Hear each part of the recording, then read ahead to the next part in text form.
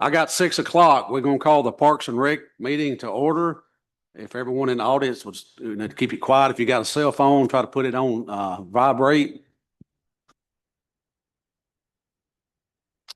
And if anybody wants to speak under public comment tonight, if I would, I probably need to get you to come up here and sign up. And if anybody speaks tonight, we won't put a 2-minute time limit on it. So if anybody wants to speak tonight on anything, you need to come up here and sign up now. Seeing none, guess I've given y'all the opportunity now. If anybody wants, it'd be a 2-minute limit on it.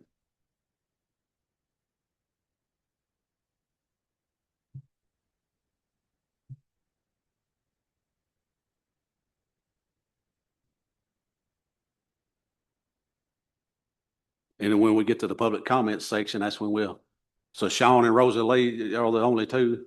Did you sign up too? So got two?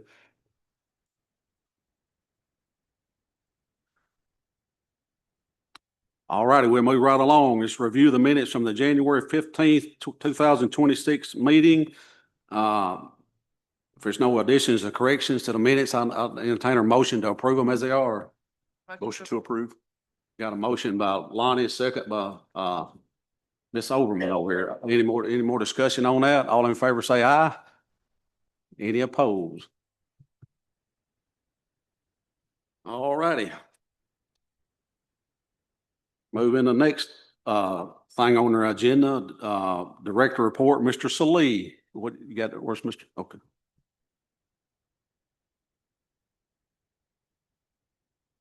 You got anything you need to?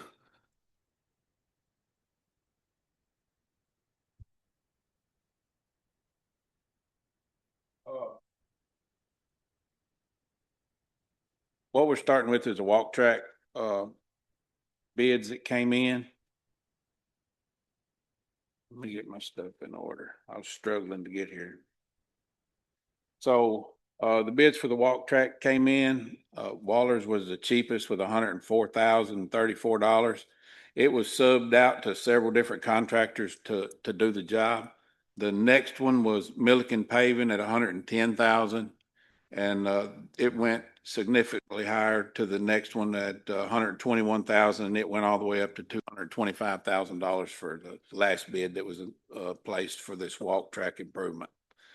We still have the option to use Bill Scruggs in the highway department. It would just mean us having to do a lot more work, which we're willing to do. We'd have to peel the pavement up.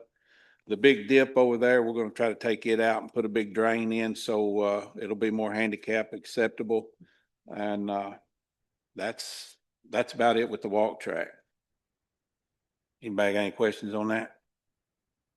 I will go back and say the highway department's proposal was around 49 or 47, something like that. Right at 50,000 is what it's going to cost us.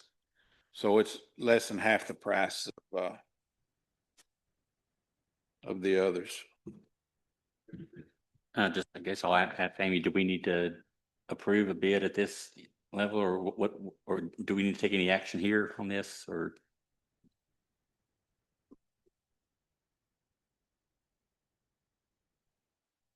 We probably would have helped if we made a motion. I don't know. Is anybody in favor of making a motion on this? I mean, Mr. Gully? Mr. Salee, I think you stated it was going to be quite a bit more work on your staff. Do you have the staff to do that piece with the highway bid?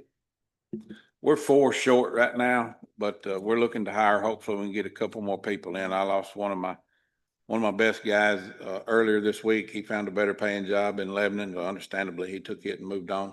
So that's what we're looking at now. I've got a few applications. I don't really look for them to last this summer on a weed eater though. It's just, you can't find them anymore. I'm sorry. So, and I know you don't have to kind of put you on the spot on this piece. Would you rather us look at not putting that on your staff with the limits, or would you be okay with taking us going that direction? Well, originally we had talked about letting another company do it because the millings from the track would be a valuable asset to both me and the highway department. But as the people came and looked, the layers of asphalt is so thin, when they try to mill it with that milling machine, it's gonna scoot and flake up. So we're probably still gonna have a lot of chunk and unusable stuff for, as far as reusable material is concerned.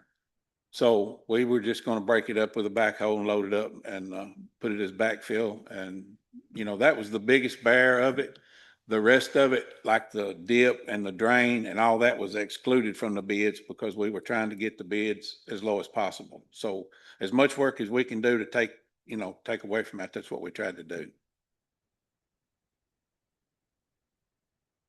I will say Bill's was around 50, but that was before we spec this, and we spec'd it right now it's about 8.5, anywhere from 8 to 9 foot wide all the way around it, and we spec'd it at 10 foot wide and stripped, and then we're going to build up around the edges just to keep it.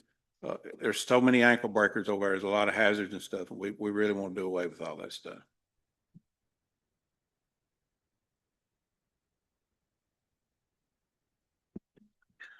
With that statement, you know what you want to see done there. And anytime you go with another contractor, you're looking at other, it's not as easy to make changes if we're not at home.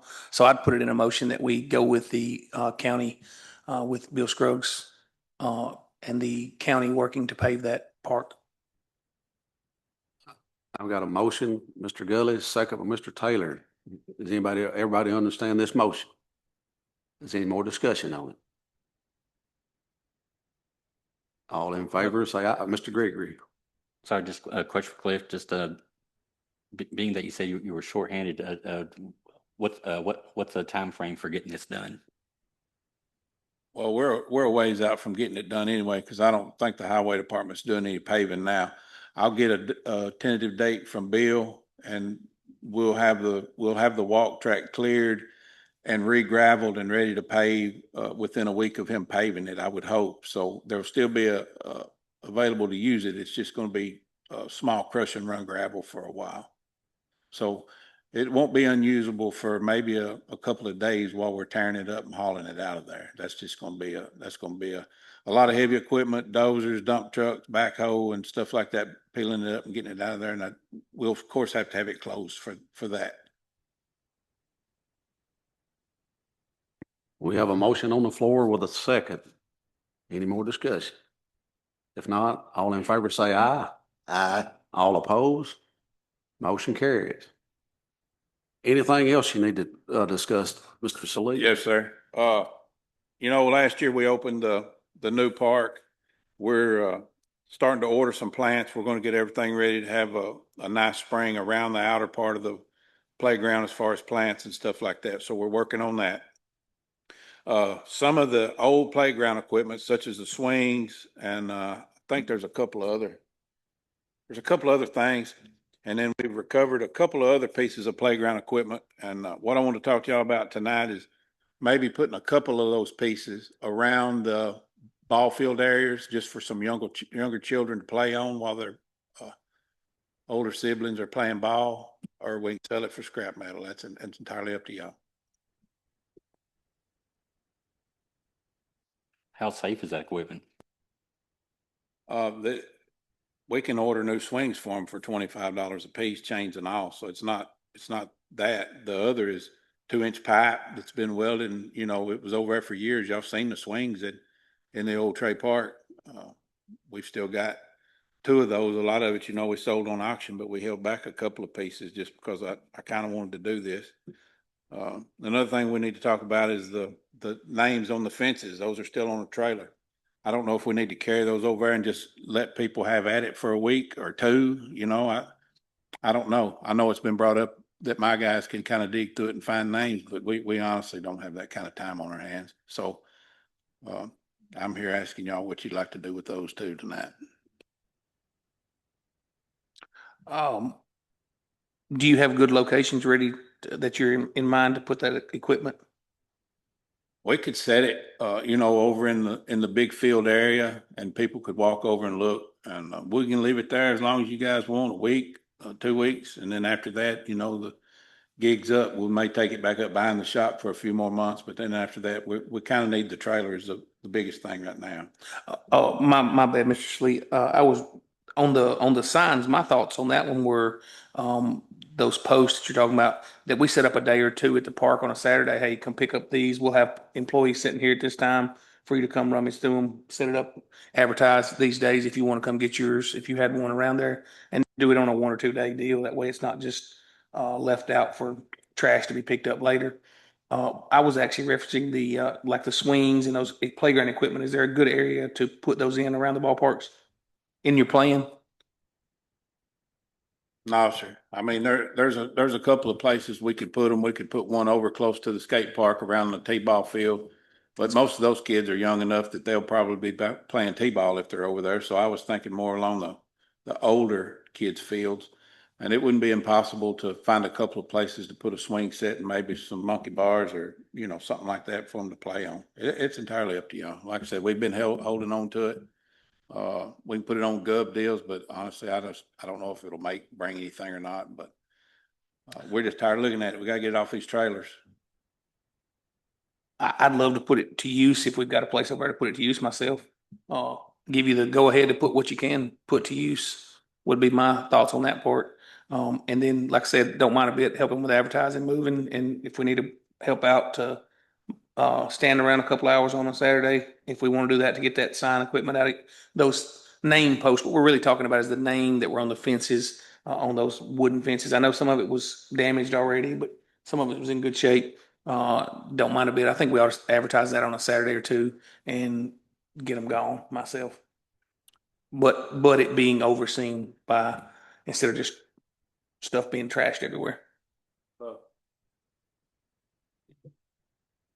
They are damaged, but all of them for the name wise is almost all of them are legible. You know, you'll see a little rot at the bottom where they were in the ground and maybe a little shade in the top, but almost all of them are legible and still, you know, the family members want them back understandably, then we'd like to get them back to them. For the ones in the audience that don't know what we're talking about, it's the fence slats around the original Trey Park that had the people bought with their people's names, family names, kids' names and all. We've got them stored now where we put the new fence up. And if you know of somebody that's got a slat down there, that's what we're talking about. We're going to try to set up a date for people that can come get them slats for their kids or their names or grandkids' names. But that's what we're talking about if everybody didn't know what we're talking about on that. So, Mr. Taylor? I will make a motion for him to approve them to place the playground equipment at the ball field. Got a motion by Mr. Taylor, a second by Chris Gregory. Any more discussion on this? All in favor say aye. Aye. Motion carries. All right, Mr. Slade, anything else? None for me, no, sir. Thank you. All righty, we'll move into number 4 on our agenda, the LPRF grant application. Turn the floor over to Miss Amy Thomas on this. Thank you, Mr. Chair. So the grant application for the parks is coming up on April 1st. We have been working on this for several months now, and this is now the final month to get things set up and in line. So the timeline that I've worked with is, of course, tonight presenting the plan to the Parks and Rec Committee. I'm hoping at the end of this meeting, we'll have a recommendation to support the grant application. Then on March 16th, there will be a public meeting at 5 o'clock here in the courthouse. It'll be, I believe, in this courtroom. Kimberly Horn will come and present the grant application again for anybody of the public that would like to come. At 6 o'clock that night, there will be the Finance Committee. So if this committee recommends to support the grant application, we will go to Finance to get the funding in place. 23rd, hopefully, if those two recommendations are in line, we'll present it to the full commission for a resolution to support with the funding recommendation. And then April 1st, of course, is the grant deadline. I do apologize to the audience here that the monitors are not on. I have had issues with recording when the monitors are on, and I wanted to be sure that this meeting was indeed recorded for public to be posted tomorrow. I do have some extra agendas up here that has the plan in it, if anybody wants to come forward and grab one. So, committee members. if you would follow along with me. This is a presentation that was prepared by Kimley Horn. Alicia and Ashley were not able to come tonight to talk to you about this. I apologize that I am the one that presenting it because presentations are not my forte. Most of the documentation are demographics and other data that is supported for the need of this project. We have discussed that the main need is renovating the county pool. If you would go to page 3, it has programming opportunities listed. Part of our master plan and a lot of the studies that we did from the November Parks and Rec meeting when we went over our strengths and weaknesses, and also the public meetings that Kimley Horn held, they found that the programming opportunities were health and fitness, which is encouraging the physical activity, promoting the overall health and wellness, social interaction by providing a gathering place for community members and connecting to build relationships, safety education, possibly offering swimming lessons or water safety programs, and the economic impact, which is we're attracting visitors, we're supporting local businesses and boosting the economy. Positive impacts, the existing pool is the county's only public pool. Yes, it is outdated and needing replacement, and the county loses around $30,000 annually on pool maintenance and repairs. 19.2% of the county's population is under 18, and a new pool will offer a safe and productive space for youth, and it will introduce new programming for all ages, from young to old, to create new economic growth opportunities. On the next page, we have goals for this project. We're hoping to enhance safety by upgrading the pool facilities and to meet current safety standards to provide a secure environment for all users. Promote health by encouraging active lifestyles and physical fitness by offering an improved and a modern pool for recreational and athletic activities. Increase accessibility, which our current pool does not have, and ensuring the new pool design is inclusive with ADA compliance and making it accessible to individuals of all abilities. Foster community engagement by creating a welcoming space for community gatherings, fostering relationships and social interaction among residents. And the economic benefits would be pool renovation would save the town from the current $30,000 maintenance and upkeep fees. Well, that's up to debate, I think. Sorry, the next page, we're just gonna kind of glance over that, but it is a 50-50 grant. So the state would kick in 50%. The county would also need to meet that 50%. We will definitely revisit this idea in just a few minutes. On page 6, the suitability of the current site. The site already has necessary utilities and connections, reducing the additional installation costs and complexity. The current location is well known amongst the community. It's centrally located and it's very accessible. Utilizing the existing site minimizes the land acquisition expenses should we want to move it to another location. The next page, the future site development and programming plans. This is straight from our master plan that was recently adopted last month. As you can see, the highlighted, under the recommendations, our short term is to replace the outdoor pool. There are other possibilities. If you did not want to do the pool, if you wanted to do another project, we could. Of course, that would be hitting up against the deadline for this grant a little bit. So right now we're focusing on replacing or renovating our outdoor pool. On the next page, it says SCORP, which stands for the Statewide Comprehensive Outdoor Recreational Plan, or in layman terms, our master plan. So we have the inclusivity, the diversity, equity, access, and affordability. The county would like to capitalize on attracting and retaining a sense of community that often come with high-quality pool facilities. The new pool renovation will offer a safe, inclusive, and accessible environment where residents of all ages and abilities can enjoy outdoor aquatic activities. That's a hard thing to say. The next one, improve long-term capacity and effectiveness of resource management efforts and programs in all public and private conservation agencies. From the county's perspective, renovating the community pool is crucial for achieving long-term maintenance cost savings, as we are currently losing $30,000 in maintenance and upkeep fees. Upgrading to modern, high-efficiency equipment will significantly reduce our energy consumption and chemical expenses, thereby lowering operational costs.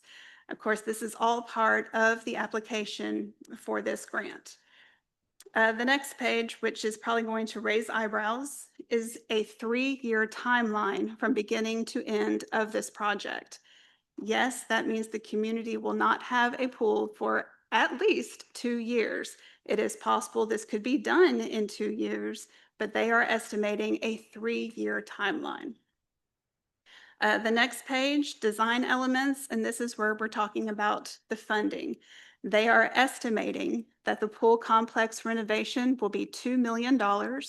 They have also estimated a $300,000 expense for the design and grant administration. Again, this is a 50-50 grant.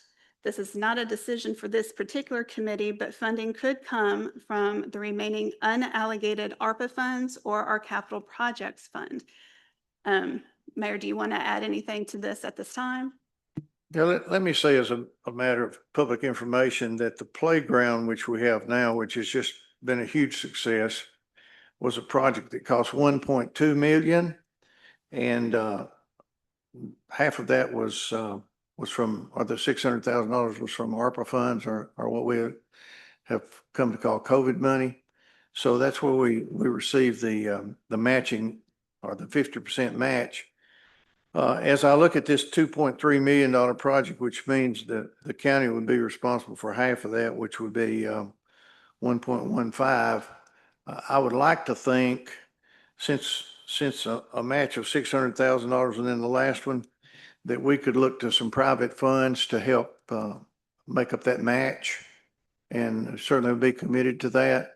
I would like to think that if we did the pool project, and I'm being optimistic here, that the county would only have to make a $500,000 investment in it rather than $1 million if we can raise some private money. And I'm committed to doing that. I'm for the pool. I think we need it. I think, again, our young people need something to do, and there's some other creative ideas that we can use. And I don't want to make a promise here, but as I talk to those who build pools, a splash pad is extremely popular now. It could be a part of that complex, but I think we can find the money to make this project work. So continuing on the next page, you can see a design rendering. We're not saying that this is set in stone. We're not saying this is going to be the design, but it is an idea that is being proposed, and it is combining the main pool and the kiddie pool into just one feature, and also turning the current or the existing pool house to the opposite side to have the entrance come in from the parking lot rather than the street. Again, it's just an idea. We won't know actual designs until we contract a designer and discuss what we would like.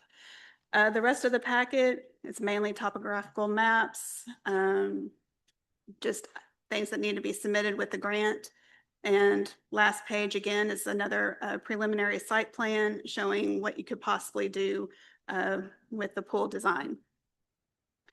Are there any questions that I might be able to try and answer from the committee? Yeah, one question. You mentioned the rendering has combining the kiddie and the big pool into one. The estimate we got from Kinley Horn last month says having a new pool and a top pool. It looks like they were two separate things. So I guess what's changed in that? Honestly, I do not know the answer to that one. This is just a proposed design. Like I said, once we get into the design phase, we can decide if we want separate pools or if we want to combine the two.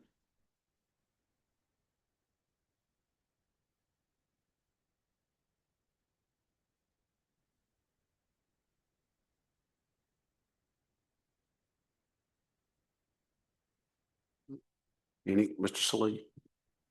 I hate to back up, but this morning I got an email. I've got 3 contractors that are supposed to come out and give me quotes for the tennis courts. And I think it was the year of COVID, we was supposed to be around 80,000, completely redone. just to peel that up and put a new tennis court down, no fence, no earthwork or anything, will be $92,500 today. That's two courts like we got, or just one court, or? Two. Like we've got there now, too. Yeah, and they'll both be pickleball adjustable.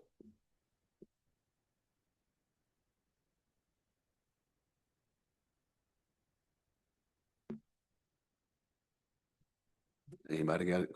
Mr. Taylor? Do you need a motion on this one? Is that where we're at?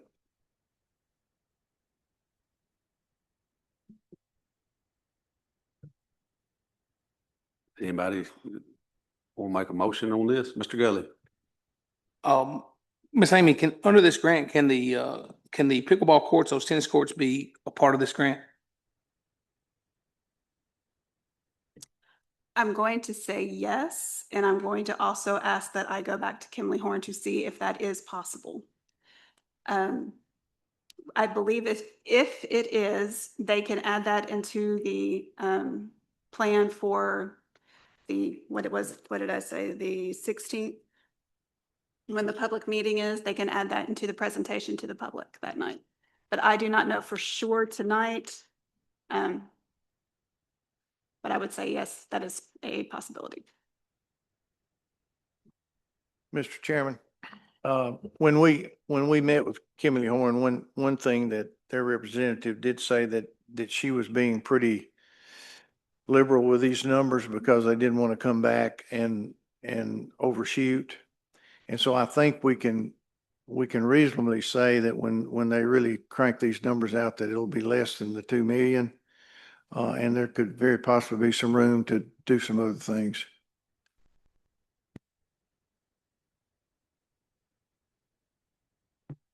So if you don't get a recommendation or motion on this night, the grant is, I mean, it's got to be done by April 1st. Is that correct? Well, of course, last month at, and I can't remember if it was a work session or the full meeting, my District 7 counterpart, Ms. Kerr, said at the time she had talked to just about everyone while she was, collecting signatures, and everyone she had talked to was in favor of renewing the pool. The vast majority of the people I've talked to are in favor of it as well. So I'll put in a motion that we send this to finance with a favorable recommendation. I got a motion. Y'all understand his motion? You got you second, Mr. Taylor? Any more discussion on this? Mr. Carmel? This is just recommend to apply for the grant. It doesn't mean that we're locked in. It's just applying for the grant, right? Thank you for asking that. I did mean to mention that. Yes, this does not lock you in. It is not a commitment. It is just a support to apply for the grant. If we are selected for the grant, we do not have to accept it. So even if we do apply, we still might not be accepted.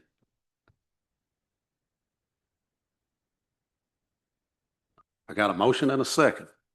Everybody understand the motion? Any more discussion? All in favor say aye. Aye. All opposed? Motion carries. So the next meeting, you said Kimley Horn will be here March the 16th at 6 o'clock. They will be here at 5 o'clock to o'clock. do a presentation in this room. Before the work session or Before Budget and Finance. Budget and Finance. They'll be here. So all the public is welcome to come and hear their presentation, which will pretty much be the same thing that we just did. And I mean, if we could get some private, like Mr. McCall doing, I think that figure that the $500,000 is something I think we could, work with a whole lot better than a meal or $1.5 or whatever, something. So we got that motion. Anything else need to be on this? If not, we move into number 5, other discussion. We got park policies. Miss Amy, this is something that we need to look at some park policies or what we already got. So even before recent events, I have been thinking that we needed to work up set policies for the park. And this is because we have more vendor events coming every year. but we don't really have anything to rely on. So I'm coming to the committee to see if we can start possibly working up some language to get implemented. The only thing we have right now is the park usage agreement, which everybody should have a copy of that.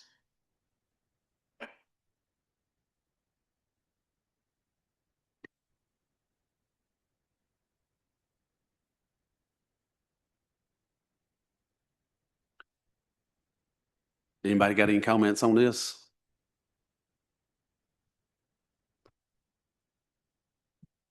Mr. Grieger?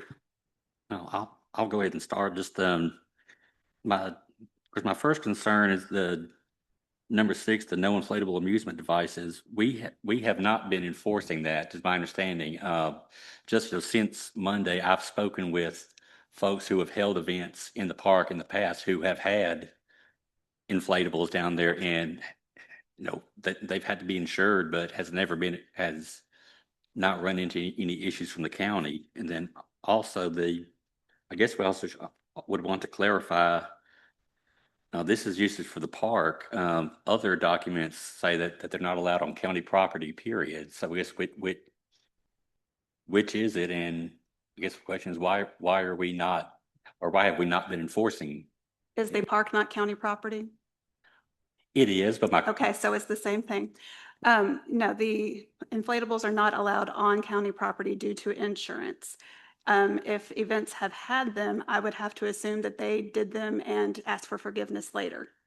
But it is on the agreements. If you see, I also included agreements from 2022 that also include inflatables are not allowed on county property. So those that signed those agreements went against the agreement. Well, if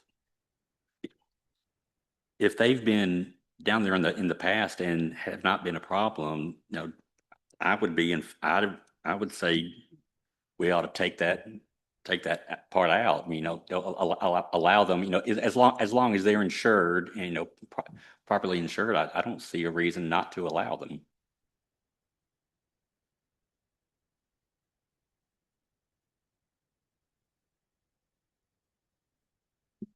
We've got emails from the insurance company that says they're absolutely not allowed on county property. If something falls through and they're not insured, or they made up an insurance statement and sent to us, and turns out somebody gets hurt or killed, the county, ourselves will be responsible for that.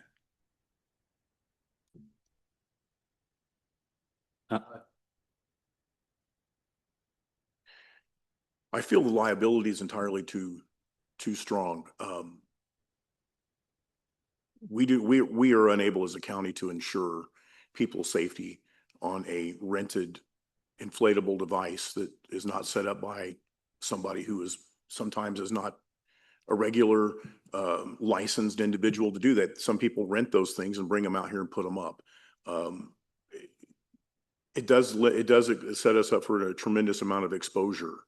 I work in the entertainment industry and have to deal with certificate of insurance on every event that I do. And it's pretty inclusive of everything from porta-johns all the way to fire egresses. Inflatables are an entirely different level. Same thing as with helicopter rides and petting zoos. You have there's a lot of liability there. I feel the risk is extremely too much for us to be looking at this point. But that's just one opinion. If we just brought this up, we need to start looking at some policies. Maybe we can get somebody to, like a county attorney, or maybe draw something up, or maybe we can look at some other counties and see how their policies are, and maybe we can get something but we wanted to start discussion on this tonight about this.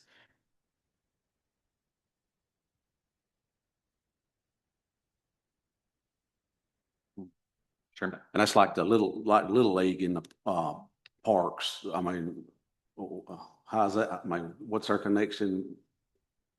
I mean, who's over the concession stand, or who's? I mean, it's in the park, but I mean, Little League season, Little League runs it, but I mean, I mean, we need to look at different things. I mean, Mr. Grieger. Along those lines, like I say, and it's not just events in the park that have had them, the downtown sound concerts, which are, right next door, have had them. The county fair has inflatables, that's held at the high school, which is obviously county property. Backpack program car show has had them, in years past. It just seems to me that we've not been enforcing this, and it hasn't been a problem. Like I said, as long as they are properly insured. I mean, we don't just want people coming in, but to me, if they are able to to show that they are insured, I don't see a problem, because we haven't had a problem with them. It seems like only just here in recent days has it seemed to pop up as an issue.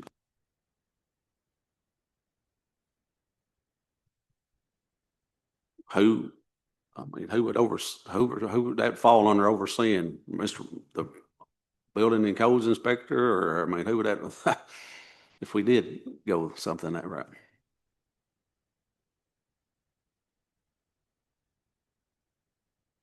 Well, I mean, Mr. Chair, I'm sorry, ma'am. I'm a suggestion, because this is not my committee. I'm not a part of this committee and understand.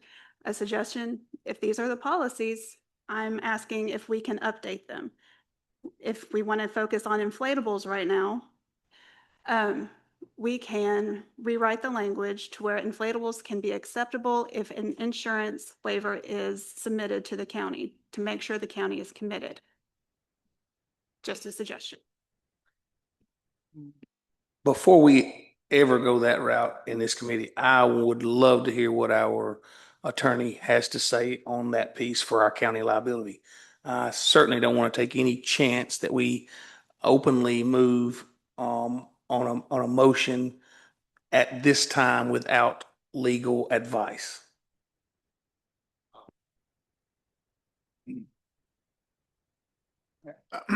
I'm with Chris and I'm with Landon both. I mean, you see them everywhere. Other counties do it. I just like to know the details to it and how they're doing it and how they're getting by and their insurance. So that's something we can get with our county attorney on and see if we can come up with a solution. Anybody else, any comments on this? While we're on this discussion, what items do we need policies on?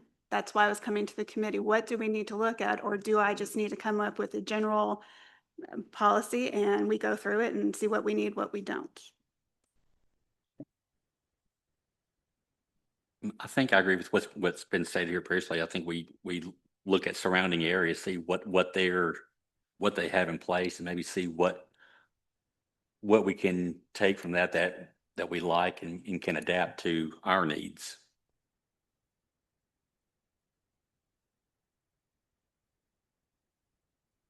Any other comments? Any more comments?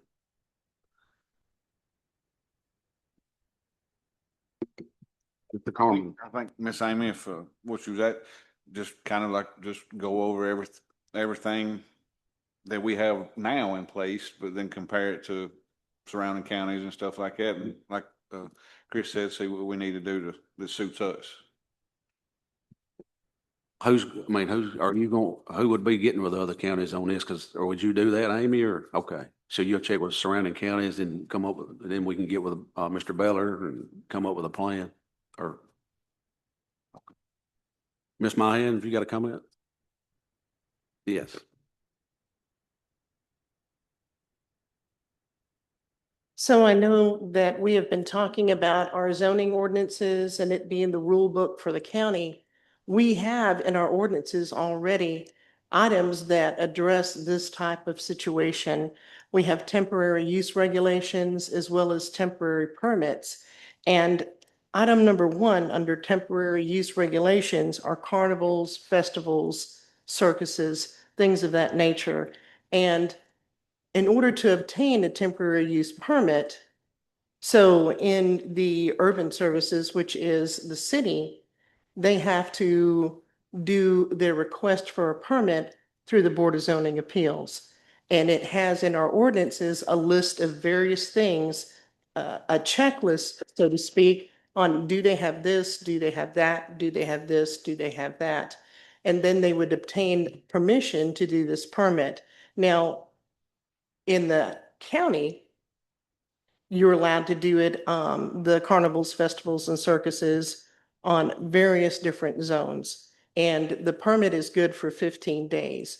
But typically what we've had in the past is for like a day. Now, have we utilized these in the past? Not necessarily for circuses or carnivals because we really haven't had that. But others have obtained temporary permits for fireworks stand. They're in the park. They have come and obtained a temporary use permit, and it's good for so many days, 15 days in this instance.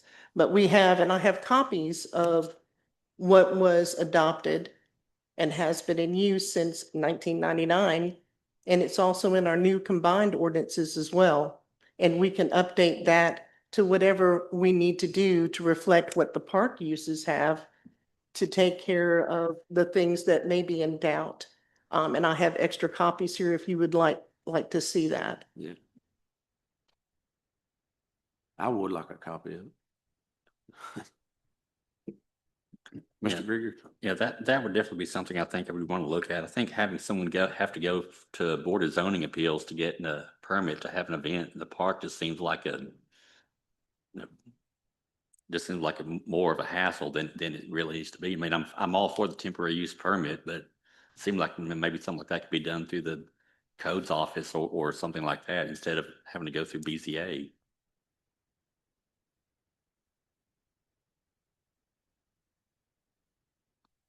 And I'm glad you mentioned that because what's currently in our code, the city ordinance says it has to go through the BZA.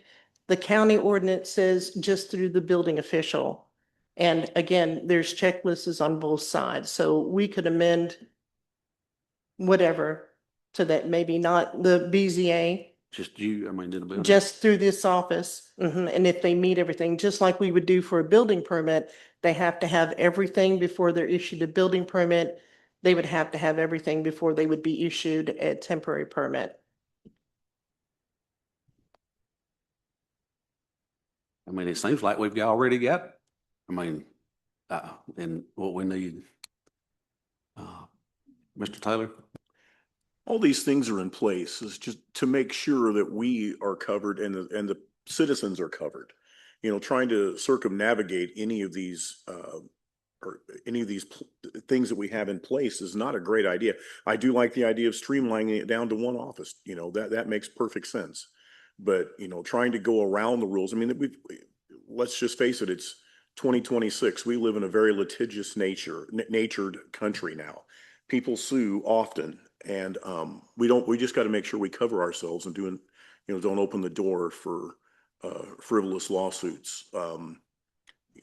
And I agree with Chris on a lot of things too on this, but we just went through the very long task of getting a combined set of paperwork going between county and public and between the city and the county. We need to go ahead and tighten up some of this stuff, but this is a great discussion to be having, but we got to make sure that we do keep the things in place that do cover the county's backside as well on this stuff. I think we're going in the right direction. I think we've had some good discussion here. Anybody else? Anybody else? Well, Mr. Conklin. it sounds like we have some wordage that's contradicting itself, so we need to get that straight, just like we did with the zoning and stuff. That's the only way we can't have one rule saying one thing, one rule saying another. Is that something that you work with Rosalie or get to Brandon to look through everything and just try to get everything condensed? I mean, worry about it. I mean, my question that I had for Commissioner Thomas just a minute ago was, do these ordinance, I honestly don't know them. I do not know everything. Do these ordinance define what these events are? Like what we refer to as a vendor event, is that a carnival? Is that a circus? Or what is a vendor event? So would that fall under the temporary use regulations, or is that something that we need to define in a park policy? That would be my question, which I believe we can get with Mr. Beller and I can get with Ms. Rosalie to define.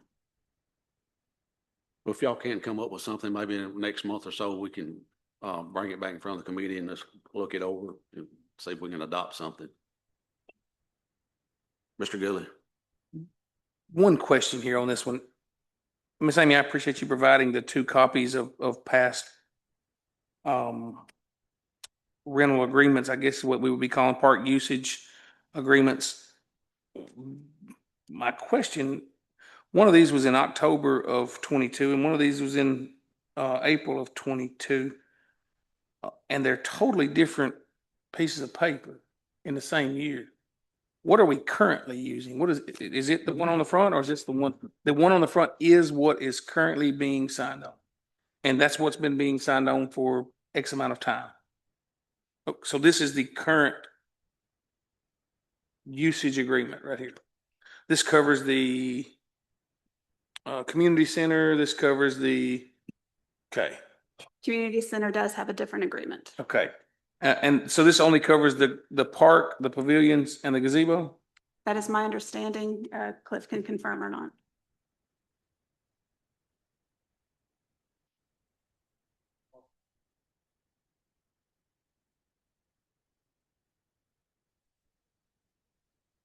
The only reason I say that is we mentioned things that Mr. Gregory mentioned things that took place at the school and some other things, but that's what this contract is for the park and the gazebo area. Is that what I'm understanding? It's a little weird to have 3 different pieces within a very short amount of time. I do agree. And that is something that I've been working to clean up as far as forms in our offices. But Makes yeah, sense. definitely a key point for me. Thank you, ma'am. It changed from April to October because we received an email from our insurance companies on May 11th of 22 that we were absolutely not allowed to have bounce houses in the park under any circumstances. The emails here. Well, I guess in speaking of, other events, I guess the question would come up then, do we need to look at whatever policy we wind up putting in place, just have it apply to county property, whether it's at the park, whether it's, outside the courthouse here, whether it's at the school, just have one policy that applies to county property in general, as opposed to, temporary use for if you're having it here, or park agreement if you're having it here. It sounds like we just need one set of rules. Yeah, this is the Parks Committee here. You got a building committee. I mean, we got other committees, but I mean, I don't know what it would fall under if you draw them all up, but this is the Parks Committee here, Parks and Rec Committee. Mr. Chairman, one of the things that's complicated the situation that we've kind of experienced the last several days is the fact that a lot of the public is not aware of who owns what down there in that park. In order to understand that, it's important for the public to know that all of that parking down there, which runs along Marlene Street, all the way over to the back of the concession stand, is owned by the Holder property. There's a piece of land behind the radio station, which I think is about 4 acres, that's owned by the conglomerate that owns the radio station. And from time to time, the people who own that will give a release if a hold harmless agreement is signed to use that property. In order to have an event of the magnitude of 100 vendors, it would almost be impossible to have that event without the holder's consent. And when I talked to Mrs. Combs about that, as a matter of fact, that event was not canceled. It was not canceled by the mayor. It was not canceled by Public Works. It was not canceled by any. I know the word government's been thrown around, mayor's been thrown around, Public Works has been thrown around. That event was not canceled. There were some restrictions placed because the holders did not give permission to use their property for that event. And the last time I talked to Ms. Combs, I said, no one is canceling this event, but I would suggest that you go to the holders and get clearance to use that property to start to try to save this project. And that was not done. So it's, again, it comes back to whether or not, when you have a large event down there, if you can get permission from the holders to use that property. And in the holders' defense, they have made that property available to the county for years and not charged a dime. As a matter of fact, our whole park system would be in tremendous trouble if it were not for their generosity. And so when it really came down to it, it was just not a matter of bouncies. It was a matter of helicopter rides. When this was brought to my office's attention by Mr. Salee, the magnitude of this particular event had liability written all over it. And the first thing he did was contact our county attorney, who helped draft the letter to Mrs. Combs that there would have to be certain restrictions and certain limits would have to be met in order to have this event. And the fact that the holders did not give permission to have this event is what stopped this project, in my opinion.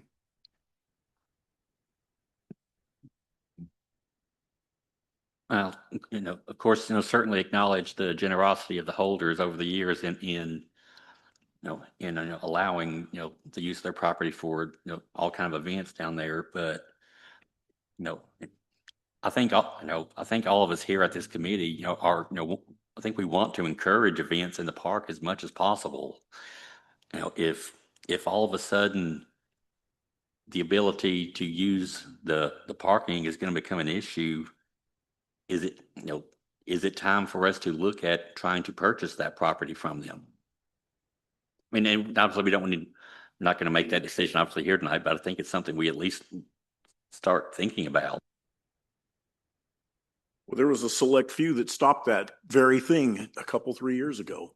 So it'd be interesting to re-enter that into that conversation again, but that was campaigned heavily against, which would have solved a lot of that. To answer your question, Mr. Gregory, the holders were approached about the possibility of leasing that property or purchasing the property, especially the parking area and the land that backs up to the concession stand. And the answer I was given, and it made perfect sense at the time, was if they ever chose to sell that property to another entity, that amount of parking would be required for them to do that because of the size of that building. We're still working on some kind of lease agreement because that parking lot at some point in time will have to be repaved. And if the county is going to continue to use it, if we can cooperate with the holders on possibly leasing that in exchange for paving it, which wouldn't be a tremendous expense, that's another possibility. But we'll see how that works out.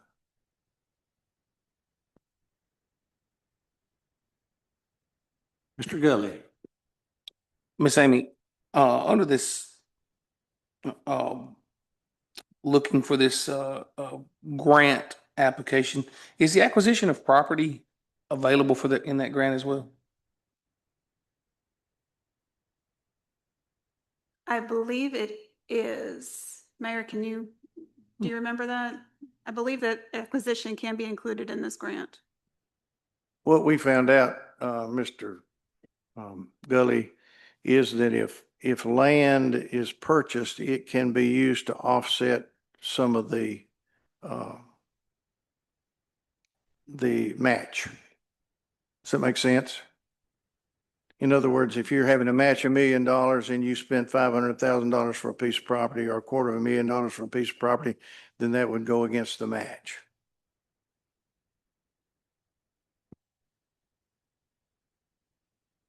And I will say this, the people who own the radio station property are willing to negotiate. And for the security of the park, it would probably be in our best interest at some point in time to purchase that piece of property. I'm supposed to have a meeting with Mr. Sudbury in the next few weeks to pursue that, and have been given permission by the commission to do so. not to purchase it, but to pursue it. We've always taken care of that parking lot. It's fell into disrepair just because of the lack of funds to pave it. We still weed eat, spray and mow that grass and keep all that up for the holders, just for the use of the property. So that'll continue to go on, as long as we're allowed to use the property. I don't see a problem with that. Another thing is, nobody in here said anything about not having a festival of any kind over there. My wife and kids, we went 2 years ago and we had a ball. I'm all for them. But the procedure has to be followed when we sign up for this type of thing. So.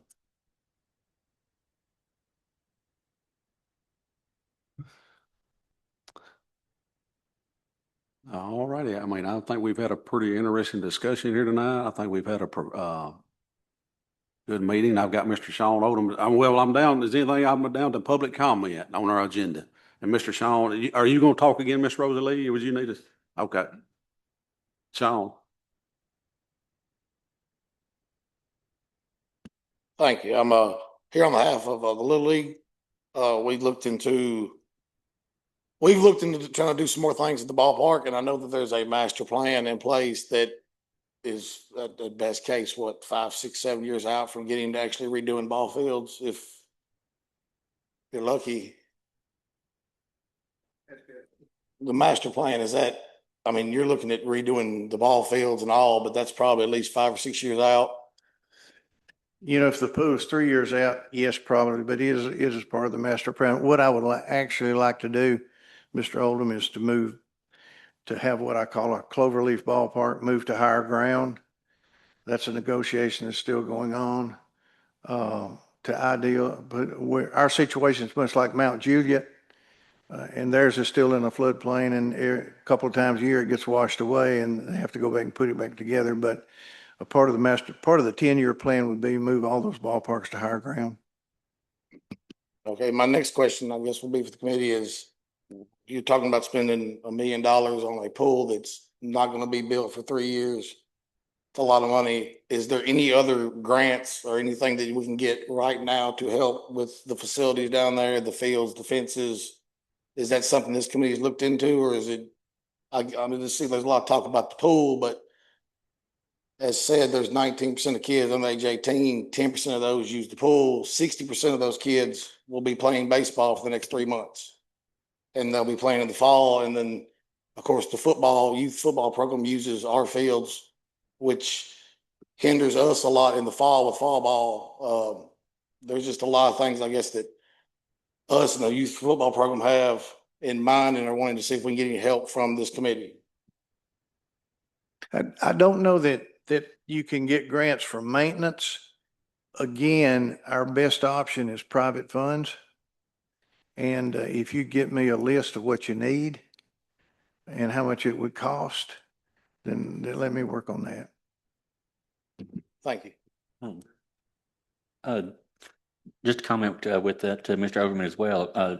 I'm a member of the Hartsville Rotary Club, and of course we're always looking for projects. We did a district grant 4 or 5 years ago, something in there for the Little League, and we would certainly be. I think our club would certainly entertain. What could we do to help you? So I mean, I'd be happy to have that conversation with you. And I think that Rotary has a plan with Rotary International that they would match some funds. Is that not correct?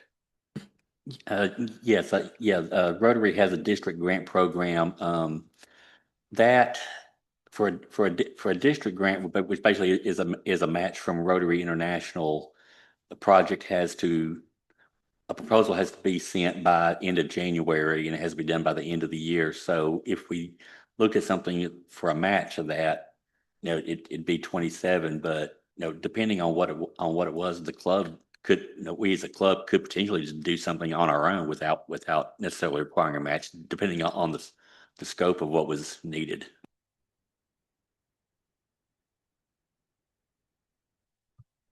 Anything else? Mr. Odom, appreciate you. And I appreciate the Little League board. It looks, the fields look good. I was down there the other night watching my grandson practice. I mean, y'all do a good job down there. Anything else we need to bring up tonight? Anything else? I appreciate the audience, being, being quiet and phone not ringing and attentive. And I think we had a good meeting tonight. Now I have a motion to adjourn, Mr. Gully, to have a second with Mr. Taylor. Thank everybody for coming. I'll set another meeting in April sometime, but I'll let y'all know on that.